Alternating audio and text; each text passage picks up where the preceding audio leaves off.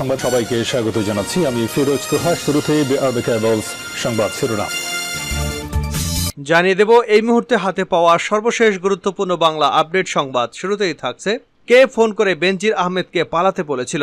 বেনজির আহমেদ এখন দেশে নেই, তিনি দুবাইতে অবস্থান করছেন। তার স্ত্রী এবং কন্যারাও কেউ দেশে নেই।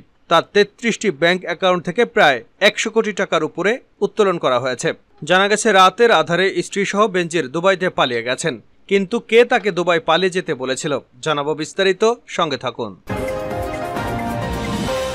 এবারে জানাবো দেশের ব্যাংকগুলো সব লুট হয়ে গেছে। দেশের চলমান রাজনৈতিক ও অর্থনৈতিক সংকটের জন্য ক্ষমতাসীন আওয়ামী লীগ সরকার দায়ী। আজকে দেশের ব্যাংকগুলো লুট হয়ে গেছে, অর্থনীতি ভঙ্গুর অবস্থায় রয়েছে। এসব সংকটের সমাধান করতে হলে আওয়ামী লীগকে ক্ষমতায় থেকে নামাতে হবে বলে দাবি করেছে খেলাফতে মজলিস। জানাবো ঘূর্ণিঝড় রিমালে ক্ষতিগ্রস্ত সাতক্ষীরা শ্যামনগর উপজেলার মুন্সিগঞ্জে 1200 ক্ষতিগ্রস্ত পরিবারের মাঝে শুকনো খাবার বিতরণ করা হয়েছে। আওয়ামী লীগের ত্রাণ এবং সমাজ কল্যাণ বিষয়ক উপকমিটির উদ্যোগে এ ত্রাণ বিতরণ করা হয়।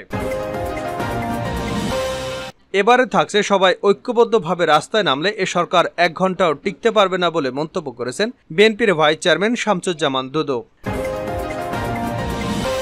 জানাবো আসিফ নজরুলের মতে যেভাবে জনপ্রিয় হতে পারে আওয়ামী লীগ।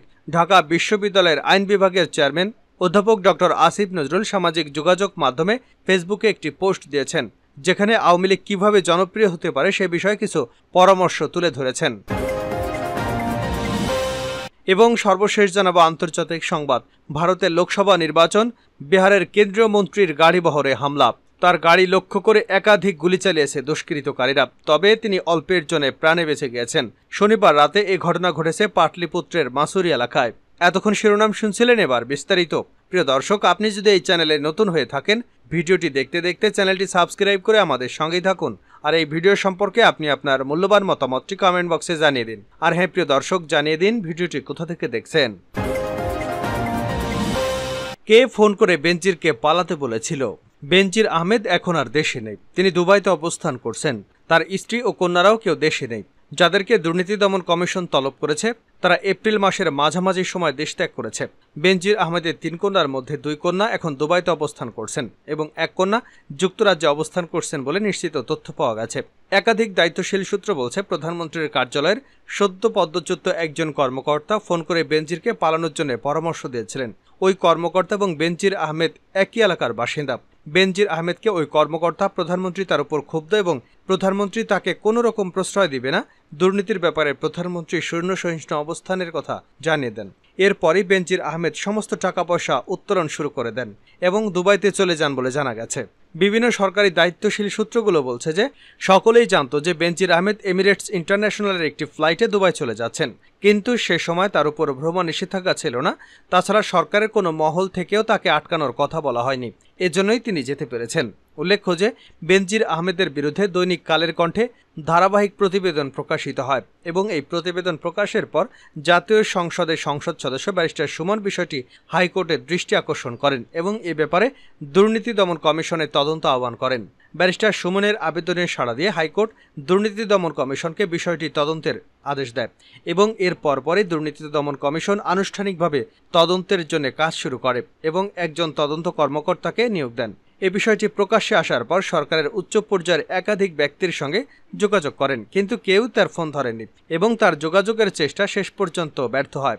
এ সময় প্রধানমন্ত্রীর কার্যালয়ে ওই কর্মকর্তার সঙ্গে যোগাযোগ করেন বেনজির আহমেদ। পরবর্তীতে ওই কর্মকর্তা বেনজিরকে জানান যে প্রধানমন্ত্রী তার উপর অত্যন্ত ক্ষুব্ধ হয়েছেন এবং এ সমস্ত বিষয়ে তিনি কোনো রকম ছাড় দেবেন না। এই বার্তাটি পাওয়ার পর বেনজির আহমেদ নড়ে চড়ে বসেন।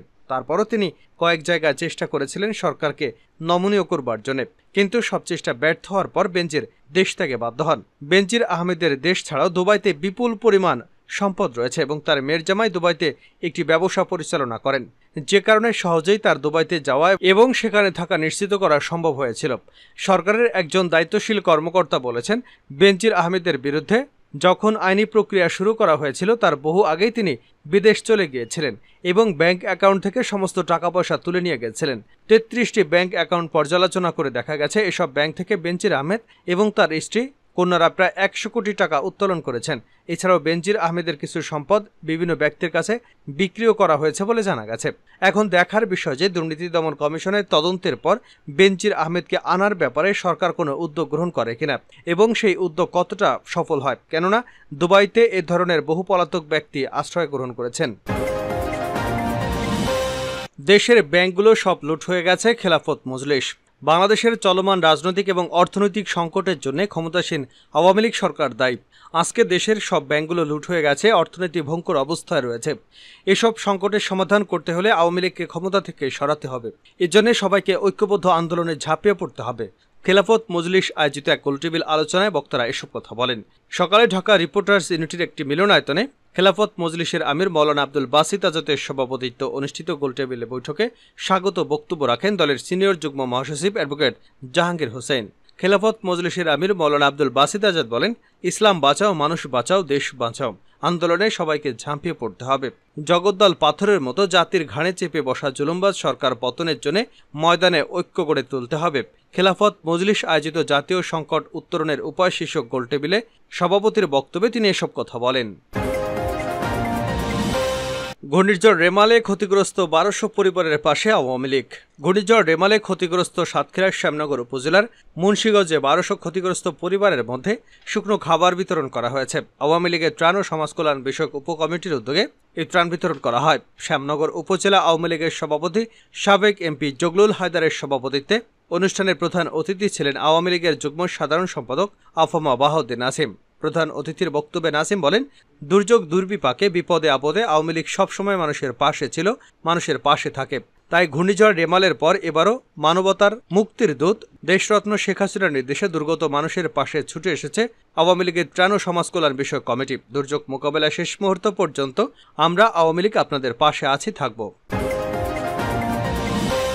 সবাই রাস্তায় নামলে এ সরকার 1 ঘন্টাও টিকবে না, শামসুজ্জামান দুদু। সবাই ঐক্যবদ্ধভাবে রাস্তায় নামলে এ সরকার 1 ঘন্টাও টিকতে পারবে না বলে মন্তব্য করেছেন বিএনপির ভাইস চেয়ারম্যান শামসুজ্জামান দুদু। তিনি বলেন, লড়াই ছাড়া কোনো অর্জন হয় না। এখানে যারা আছেন সবাই রাজপথের লোক, রাজপথে ঐক্য ছাড়া বিকল্প কোনো পথ নেই। আমরা তো বলেই দিয়েছি, যারা এই আন্দোলনে থাকবে তারা পরবর্তীকালে সরকারে থাকবে, পার্লামেন্টে থাকবে। ঢাকা রিপোর্টার্স ইউনিটি আয়োজিত গোলটেবিল বৈঠকে এসব কথা বলেন তিনি। শামসুজ্জামান দুদু বলেন, পাকিস্তান কেন ভাগ হয়েছিল? পাকিস্তান থেকে বাংলাদেশ স্বাধীন হয়েছে, অথচ ভারতের সঙ্গে থাকতে বাধ্য করা হচ্ছে। আমাদের সর্বস্ব হারানো বলতে যেটা বোঝায়, স্বাধীনতা হারিয়েছি, গণতন্ত্র অধিকার হারিয়েছে। ছাত্রদলের সাবেক এই সভাপতি বলেন, সাবেক সেনাপ্রধান এবং সাবেক আইজিপির যে অবস্থা, তাহলে তাদের কর্তার আরও কি অবস্থা? এরা যদি হয় এই মাত্রা দুর্নীতিবাজ, তাহলে তাদের যারা নিয়োগ করেছেন তারা কোন মাত্রায় দুর্নীতিবাজ? ভালো লোক ভালো লোককে নিয়ে আসে, আর খারাপ লোক আমার ধারণা খারাপ লোককে নিয়ে আসে। বাংলাদেশে বর্তমানে যে অবস্থায় আছে, এত খারাপ অবস্থা গত 52 বছরে আসেনি। তিনি বলেন, এই সরকারকে সরাতে না পারলে আমাদের জীবদ্দশায় ভালো কিছু দেখে যেতে পারবো না। আর এটা করার জন্য তরুণদের দরকার, হিম্মতওয়ালা লোক দরকার। আমার মনে হয় বাংলাদেশের হিম্মতওয়ালা লোকেরা অলরেডি সিদ্ধান্ত নিয়ে ফেলেছেন এই সরকারের সঙ্গে তারা থাকবেন না।